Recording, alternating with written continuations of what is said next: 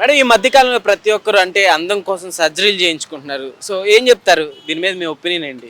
ఇంతకు ముందుల ఈ సర్జరీలు ఇవి అనేవి ఇంతకు ముందుల సినిమా సెలబ్రిటీస్ వరకే ఉండేవి. ఎందుకంటే వాళ్ళు ఫిలిం మేకర్స్ అండ్ హీరోయిన్స్ కాబట్టి వాళ్ళు చేసుకుంటున్నారంటే ఒక లెక్క ఉండేది.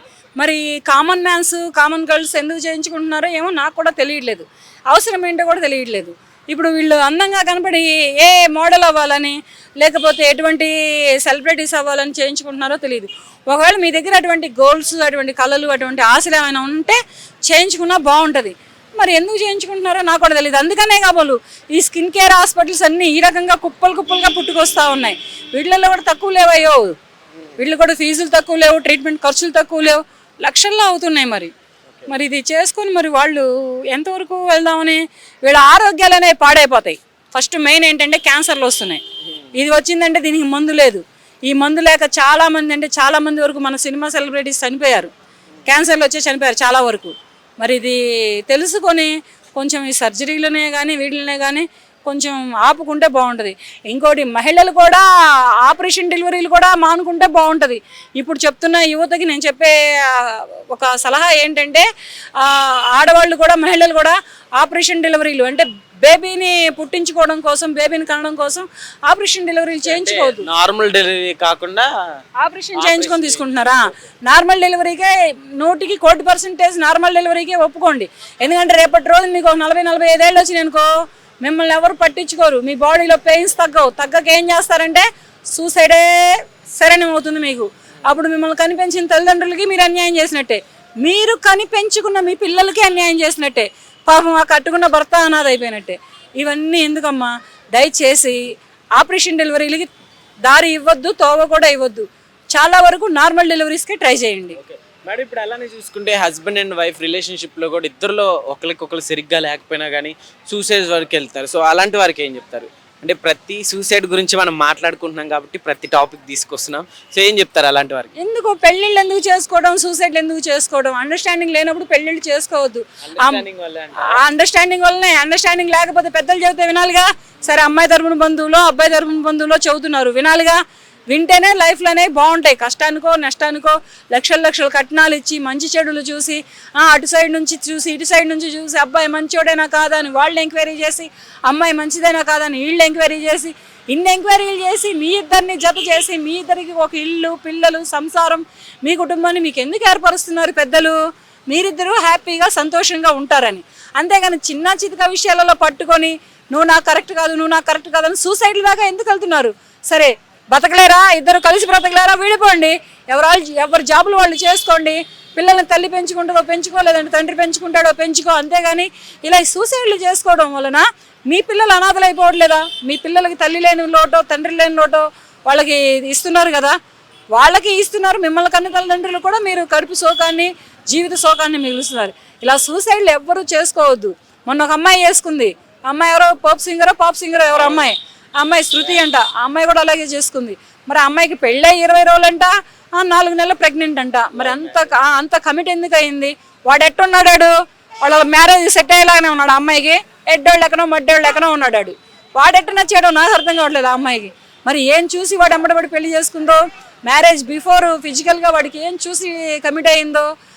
ఎందుకు అలా జీవితాన్ని ఆగం చేసుకొని తన తల్లిదండ్రులకి తీరని శోకాన్ని, తీరని ఇంట్లో లోటుని ఇచ్చిందో తెలియదు. వరకు వెళ్ళే ఆలోచన అసలు ప్రతి ఒక్కరిలో. అంటే ఒక చిన్న మూమెంట్ ఏదైనా జరిగితే చాలు అంటే సూసైడ్.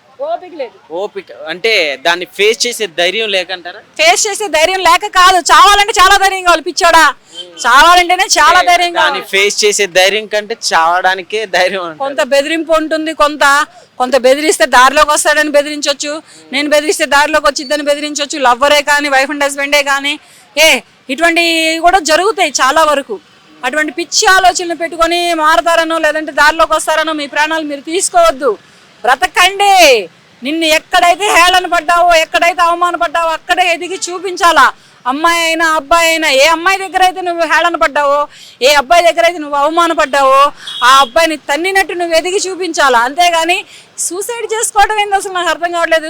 ప్రతి ఒక్కరికి సూసైడ్ మా ఇష్టం అంటున్నారు కదా, సో అలాంటి వారికి ఏం చెప్తారు? పిచ్చి మాటలు. మీ లైఫ్ మీ ఇష్టం అంటే మీ తల్లిదండ్రులు మిమ్మల్ని కడుపులోనే చంపేయచ్చు. మీరు ఇన్నాళ్ళు పెంచి పెద్ద చేసి వాళ్ళకి తీరని శోకాన్ని ఇవ్వడానికి మిమ్మల్ని కనిపెంచుకునేది. ఇటువంటి పిచ్చి ఆలోచనలు పిచ్చి మాటలు పెట్టుకోవద్దు. మెయిన్ మీ తల్లిదండ్రుల గురించి ఆలోచించండి. అమ్మాయికైనా అబ్బాయికైనా ఎటువంటి యువతకైనా నేను ఇచ్చే సలహా ఏంటంటే అవతల మీ తల్లిదండ్రులు, మీ రిలేషన్స్, మీ అన్నదమ్ములు, మీ నాయనమ్మ, మీ తాతయ్య, అమ్మమ్మ ఇంతమంది మిమ్మల్ని నా చిట్టి, నా కన్నా, నా బంగారం అంటూ ముద్దులాడి అల్లారు ముద్దుగా పెంచుకుంటే మీరు ఇచ్చే బహుమతులు ఇవా వాళ్ళకి. అంటే ఇలాంటి సూసైడ్స్లో కొన్ని ప్రాబ్లం వల్ల కావచ్చు, హస్బెండ్ అండ్ వైఫ్ రిలేషన్లో సరిగ్గా లేకపోవడం కావచ్చు, ఇందులో మనీ కూడా కొంచెం ఇంపార్టెంట్ ఉందంటే ఏమని చెప్తారు? మనీ వల్ల కూడా సూసైడ్ చేసుకున్నారు. మనీ అంటే ఇది ఎప్పటి నుంచో ఆర్థిక వ్యవస్థని ఎంతవరకు ఉంటే అంతవరకే ఉంటుంది. ఇద్దరిలో ఉంటున్న ఆర్థిక వ్యవస్థను బట్టి ఉంటుంది. ఇప్పుడు ఏంటంటే లేట్ మ్యారేజ్లో ఒక్కొక్కరికి 30, 35, 40 ఏళ్ళ దాకా మ్యారేజ్లు అవ్వట్లేదు. ఇక్కడ ఫేడ్ అవుట్ అవుతున్నారు. ఫస్ట్ మ్యారేజ్లు ఏంటంటే చదువుకుంటున్నారు. ఒక 20 ఏళ్లకో, 24 ఏళ్లకో, 22 ఏళ్లకో అమ్మాయికో అబ్బాయికి ఇద్దరికి పెళ్లి చేసేయాలి. అంతేగాని 30 ఏళ్ళు దాటిన తర్వాత వీళ్ళు వైవాహిక జీవితంలో సంసార విషయంలో ఫేడ్ అవుట్ అవుతున్నారు. ఫేడ్ అవుట్ అయినప్పుడు ఏంటంటే ఇద్దరిలో ఎవరు సర్దుకోలేకపోతున్నారు. ఇంకెందుకు ఈ పెళ్లి? వైవాహిక జీవితాన్ని సరిగ్గా ఆనందించలేనప్పుడు ఈ పెళ్లి ఎందుకు? అంటే ఎందుకని అంటే వైవాహిక జీవితంలోనే ఎందుకు చాలా మందికి విభేదాలు వస్తున్నాయి? అంటే మనీ పరంగా కావచ్చు అంటారా, లేకపోతే ఇంకేమన్నా అడ్జస్ట్మెంట్ లోనా? అంటే ఏమని చెప్తారు? పరంగా ఏముంది, చెరోకు ఉద్యోగం చేసుకుంటే ఇప్పుడు ఒక పేద కుటుంబం ఉంది, పేద అబ్బాయి పేద అమ్మాయి పెళ్లి చేసుకుంటారు, వాళ్ళ లైఫ్ అక్కడికి లీడ్ చేసుకుంటారు, ఉన్నోళ్ళు చేసుకుంటారు, వాళ్ళ లైఫ్ అక్కడికి చేసుకుంటారు. కానీ ఇప్పుడు తింటున్న జంక్ ఫుడ్లు, తిరుగుతున్న పొల్యూషన్స్, వాడుతున్న మెడిసిన్స్, వీటి మూలకంగా కూడా చాలా చాలా చాలా వరకు వైవాహిక జీవితంలో తృప్తి అనేది పొందలేక ఇటువంటి లైఫ్ ఇంకా ఎందుకు, నాకు పెళ్ళి ఎందుకు? ఒక అబ్బాయికి ఒక అమ్మాయికి అన్నీ చూసి పెళ్ళి ఎందుకు చేస్తారు? దానికి కూడా ఒక రీజన్ ఉంది. ఆ రీజన్ అంటారు, అది కూడా ఒకసారి చెప్తారా? ఎందుకంటారే ఉంది, వాళ్ళకి వాళ్ళు హ్యాపీగా ఉంటారు. ఒక శారీరక పరంగానే కానీ, ఒక కుటుంబ పరంగానే కానీ, ఒక పిల్లల పరంగానే కానీ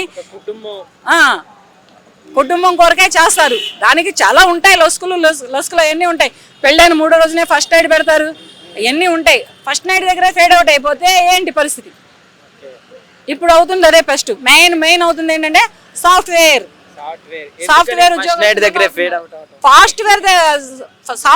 కానీ సాఫ్ట్వేర్ ఉద్యోగస్తులకి వేస్తున్నారు అమ్మాయిల్ని. లక్షల్లో శాలరీలు, లగ్జరీ లైఫ్లు. హైదరాబాద్లో ఉంటున్నామంటే మరి ట్యాంక్ బండ్ మీద ఏం జేబులు కొట్టుకొస్తున్నారని అనుకుంటున్నారేమో తెలియదు. కానీ అమ్మాయిలు అయితే మాత్రం హైదరాబాద్లో ఉండండి, విల్లా కావాలంట, అపార్ట్మెంట్లో ఫ్లాట్లు కావాలంట, బోరు కొట్టకపోతే బండి కావాలంట, బోరు కొడితే కారు కావాలంట, హైట్గా 6 feet ఉండాలంట, తెల్లగా ఉండాలి, మళ్ళీ అబ్బాయిలు అట్లా కావాలంట. మరి వీళ్ళు ఎట్లా ఉంటారు? ఎందుకు ఇవన్నీ ఎందుకు పెట్టుకుంటున్నారో అర్థం కావట్లేదు. అందుకని వెనకటి రోజులే బాగున్నాయి. వెనకటి రోజులలోనే వైవాహిక జీవితాలే కానీ, కుటుంబ వ్యవస్థలే కానీ అన్ని వెనకటి రోజుల్లోనే బాగున్నాయి. చదవేస్తే ఉన్న తెలివిపోయింది అన్నట్టు చదువుకున్నోడు కంటే చాకలోడు మేడు అని ఇంతకు ముందులో అంటా ఉండేవాళ్ళు పెద్దలు. ఆ పెద్దలు అన్న మాటలన్నీ ఇప్పుడు నిజాలు అవుతున్నాయి. ఎందుకంటే చదువుకొని వీళ్ళు చేస్తున్న పని ఏంటి, చదువుకొని వీళ్ళు తీసుకుంటున్న ప్రాణాలు ఏంటి, చదువుకొని వీళ్ళు చేసుకుంటున్న జీవితాల ఆగం ఏంటి, ఎంతవరకు వెళ్తుంది ఈ సమాజం? ఇది మాత్రం చేయొద్దు. ఎవరైనా కానీ ఇటువంటి పిచ్చి పనులు చేయొద్దు. మాట్లాడుకోండి, కలిసి ఉండడం ఇష్టం ఉంటే కలిసి ఉండండి, లేకపోతే విడిపోండి. మీ చదువులు మీకు అన్నం పెడతాయిగా, మీ చదువులు మీకు వ్యాపారాన్ని ఇస్తాయిగా, డబ్బులుంటే మీ చదువులు మీకు ఉద్యోగాన్ని ఇస్తాయిగా, చేసుకుంటే మీ పిల్లల్ని మీరు పోషించుకోగలరుగా. సింగిల్ పేరెంట్గా వెళ్ళగండి అయ్యా. సింగిల్ లైఫ్ కూడా ఒక ఎంజాయ్మెంట్ ఉంటుంది. అవతల వన్ సైడ్లో ఎంత ఎంజాయ్మెంట్ ఉంటుందో అలా విడిపోయి తలుచుకొని విడిపోండి. అంతేగాని అమ్మనో నాన్ననో ఎవరినో ఒకరిని తోడు పెట్టుకోండి మీ పిల్లలకి మీకు. అంతేగాని సూసైడ్లు చేసుకొని పిచ్చి పనులు చేసి ఇది చేసి మీరు ఎవరినో వేరే వాళ్ళతో ఎఫెక్షన్స్ ఉన్నాయని అబ్బాయి చచ్చిపోతే అబ్బాయికి వేరే వాళ్ళతో కాంటాక్ట్స్ పెడుతున్నారు, అమ్మాయి చచ్చిపోతే అమ్మాయిని అంతకంటే రూమర్స్ చేస్తున్నారు.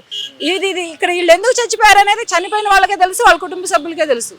కానీ ఈ ఉన్న పక్కన వాళ్ళే ఇరుగు పొరుగులే కానీ ఎవరైనా కానీ రూమర్స్ మాత్రం చాలా చాలా బ్యాడ్గా చేస్తున్నారు. అది మీరు చనిపోయిన తర్వాత మరి మీకు వినిపిస్తుందో కనిపిస్తుందో నాకు తెలియదు. కానీ మీ తల్లిదండ్రులు మాత్రం చాలా అంటే చాలా అవమానాన్ని, చాలా కడుపు కోతని, గుండె కోతని కూడా మోస్తున్నారు. అటువంటి అవకాశాన్ని వాళ్ళకి ఇవ్వద్దు. ఓకే అండి, చాలా చాలా థ్యాంక్స్. సో ఈ వీడియోలు చేయడానికి ముఖ్య కారణం ఏంటంటే దీంట్లో ఒక 1000 members చూసినా కానీ ఒక్కరిలో అయినా కొంచెం స్ఫూర్తి అనేది రావాలన్న ఉద్దేశంతో. So thank you so much. అలానే ఇట్లానే నెక్స్ట్ నుంచి ఈ టాక్ షోలో ఏదో ఒక కాన్సెప్ట్ మీద వీడియోలు వస్తూ ఉంటాయి. సో లైక్ చేయండి. Thank you.